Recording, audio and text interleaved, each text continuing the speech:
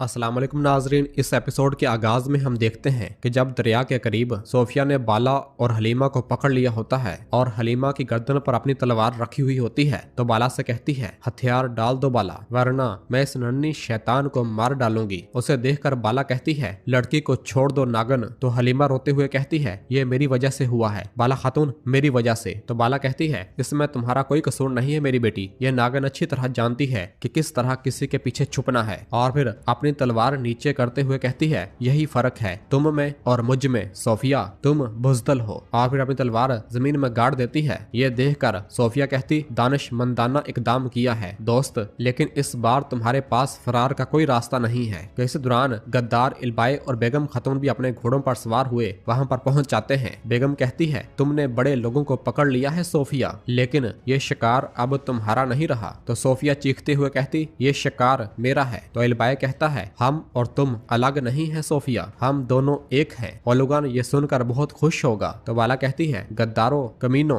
और फिर बेगम कहती है, सिपाहियों, इन दोनों को ले आओ। क्या ये ठीक नहीं है सोफिया, तुमने इन्हें ओलुगन के लिए पकड़ा है ना? तो सोफिया अपनी तलवार हलीमा की गर्दन से पीछे हटा लेती है और कहती है, यकीनन, जबकि हलीमा बहुत परेशान हो रही होती है। और फिर इस दौरान दो मंगोल नौकर आगे बढ़ते हैं। एक बाला को पकड़ लेता है तो दूसरा हलीमा को पकड़ लेता है। और फिर बेगम आगे बढ़ते हुए कहती है, अब हिसाब का वक्त आ गया है बाला, हम अपने कबीले जाएंगे, मैं वहाँ तुमसे हिसाब चुकता करूंगी। तो बाला कहती है, अपना खेल जारी रखो बेगम, ये ज्यादा देर नहीं चलेगा। तो बेगम हंसते हुए कहती है, नहीं, जब तक तुम हमारे हाथ में हो उस्मान हमारा कुछ नहीं बिगाड़ेगा, मेरा दौर शुरू हो गया है। और ये कहकर आगे बढ़ती है। और फिर हलीमा यानी पोइना सोफिया की जानब देखती है तो सोफिया भी उसे साथ जाने का इशारा करती है। और फिर इल्बाए और बेगम खातून बाला खातून और पोइना को बंदी बनाकर कबीले की जानब रवाना हो जाते हैं। और फिर उस्मान साहब के खुफिया कबीले में फातिमा खातून बाला की वजह से बहुत परेशान हो रही होती है और सब बाला को ढूंढ रहे होते हैं। फातिमा कहती, वो यहाँ नहीं है। तो दूसरी जानब से आती हुई उलगन भी कहती है, वो यहाँ भी मौजूद नहीं है, मैंने हर तरफ देखा है, वो कहीं भी नहीं है। गोंजा कहती, उनका कोई सुराग नहीं है, जंगजुओं ने भी अभी तक नहीं देखा। ओलफिरा कहती, अगर वो बाबा के पास जाती तो हमें जरूर इसका इल्म होता। एक बात और भी है। फातिमा कहती, मरियम भी यहाँ नहीं है, कुछ गलत हो गया होगा। ओलफिरा कहती, फिक्र ना करो फातिमा, हम बाला माँ को तलाश करेंगे। और फिर सिपाहियों से कहते, सिपाहियों, घोड़े तैयार करो, हम इन्हें ढूंढने के लिए जाते हैं। तो गोंजा होलफिरा से कहती, होलफिरा, तुम कबीले में रहो, तुम हामला हो, मुझे डर है कि तुम्हारे साथ कुछ बुरा ना हो जाए। तो होलफिरा कहती, नहीं गोंजा, अगर मैं यहाँ रहूंगी तो मुझे सुकून नहीं मिलेगा, हम मिलकर तलाश करेंगे, आप साथ हैं, मुझे कुछ नहीं होगा, आप फिक्र ना करें। तो गोंजा कहती, ठीक है। और फिर होलफिरा उलगन से कहती, उलगन, तुम्हें यहाँ कबीले में सिपाहियों के साथ रहना है और किसी को करीब नहीं आने देना, ठीक है? कबीला आपके पास अमानत है। और फिर इसके बाद गोंजा, होलफिरा, फातिमा और बाकी सब अपने अपने घोड़ों पर सवार होते हैं और बाला और पोइना यानी हलीमा को ढूंढने के लिए रवाना हो जाते हैं।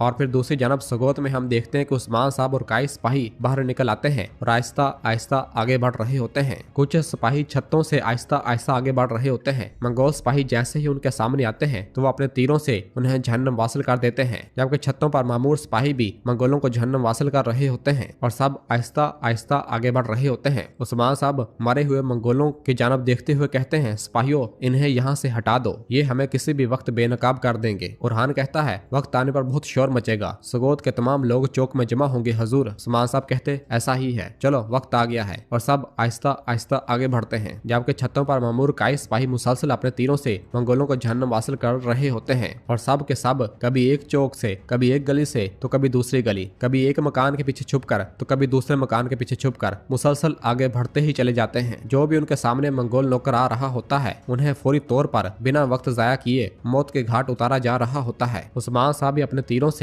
मंगोलों का हदफ ले रहे होते हैं और सब लोग पूरे सगोत में फैलना शुरू हो जाते हैं और वहां पर मुख्तलिफ जगहों पर बारूद रख दिए जा रहे होते हैं। अलाउद्दीन भी कईयों को मौत के घाट उतार रहा होता है। इसी तरह यूसुफ ने भी एक गली संभाली होती है तो दूसरी गली में बुरान होता है और वो अपने सामने आने वाले हर एक मंगोल को मारते ही चले जा रहे होते हैं और साथ साथ उनकी लाशों को भी ठिकाने लगाया जा रहा होता है। एक जानब से आइकुद भी अपने सिपाहियों के हमरा मंगोलों को मौत के घाट उतारता ही चला जाता है। उस्मान साहब भी बड़ी बहादुरी और महारत ताकत के साथ मंगोलों की गर्दनें तोड़ रहे होते हैं। तमाम के तमाम सिपाही पूरे सगोत में फैल रहे होते हैं। उनके सामने जो भी मंगोल आ रहा होता है वो बड़ी फुर्ती और बहादुरी के साथ पलक झपकने से पहले ही उनका काम तमाम करके उनकी लाशों को भी ठिकाने लगा रहे होते हैं। वो जहाँ जहाँ भी जा रहे होते हैं, हर चौक में, हर गली में, हर चौराहे में बारूद रखते ही जा रहे होते हैं। और फिर वो सराय में पहुंचने में कामयाब हो जाते हैं और वहां पर मौजूद मंगोलों को जहन्नम हासिल करने के बाद अलाउद्दीन कहता है, आइकुत, उड़ने वाली आग को तैयार करो, चलो जल्दी करो। और इस तरह वहां पर भी बारूद रख दिया जाता है।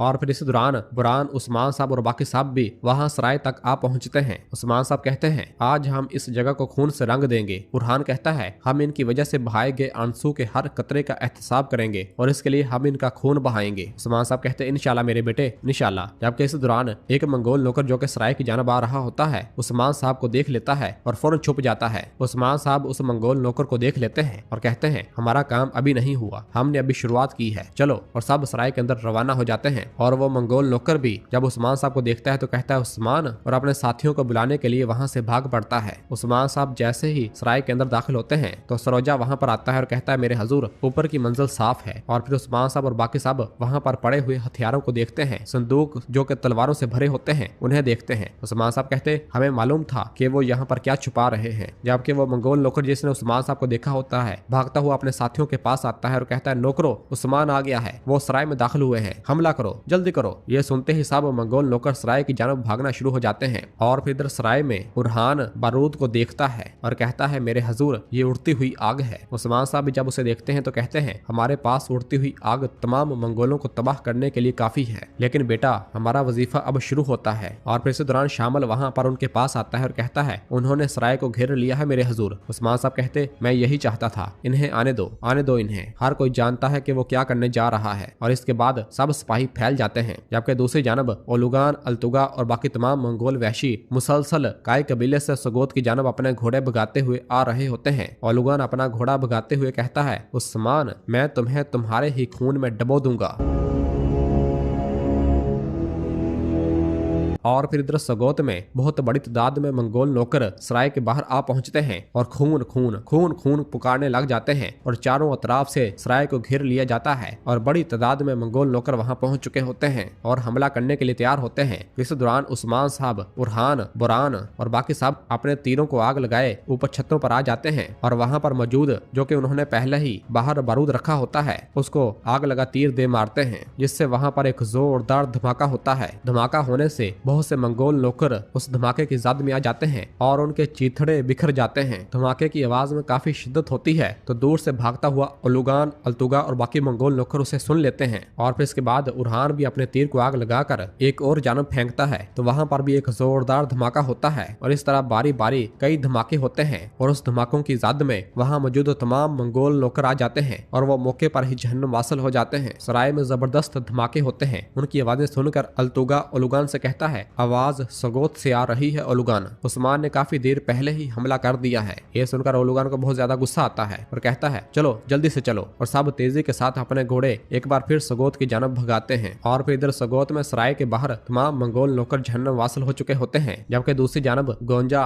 फातिमा और खुलफिरा अपने घोड़ों पर सवार हुए उस मकाम पर आते हैं जहाँ पर बाला खातून को पकड़ लिया गया होता है। सब अपने घोड़ों से नीचे उतरते हैं। गोंजा कहती, सिपाहियों, हर जगह अच्छी तरह से तलाश करो। और फिर वो जैसे ही आगे बढ़ते हैं तो उनकी नजर वहां मौजूद शहीद कई सिपाहियों पर पड़ती है तो वो भागती हुई उनके पास आती हैं और कहती हैं, ये तो हमारे सिपाही हैं। और सब बहुत ज्यादा परेशान हो जाते हैं। और फिर हुलफिरा कहती, सिपाहियों, जंगजुओं, होशियार हो जाओ, ये वाज़े तौर पर कोई जाल भी हो सकता है। और फिर इस दौरान गोंजा की नजर वहां पर पड़े एक कपड़े पर पड़ती है और गोंजा उसे उठा लेती है जो कि बाला का होता है। गोंजा कहती, ये हैरत अंगेज है। तो फातिमा उसे पकड़ते हुए कहती, माँ, ये माँ का है भाभी। गोंजा कहती, अगर हम असरात को देखें, माँ ने इनका मुकाबला किया है लेकिन चूंकि वो यहाँ नहीं है। फातिमा रोते हुए कहती, अगर वो बच जाती तो कबीले में आ जाती। वाज़े तौर पर माँ इनके हाथ में है, माँ कैदी है, शायद मरियम भी साथ है। हुलफिरा कहती, फिर हमें बाबा को फौरन बताना चाहिए। और फिर सिपाहियों से कहती है, सिपाहियों, शोहदा को दफन करें, हम सगोत जाएंगे, चलो। और सब अपने घोड़ों की जानब रवाना होती हैं।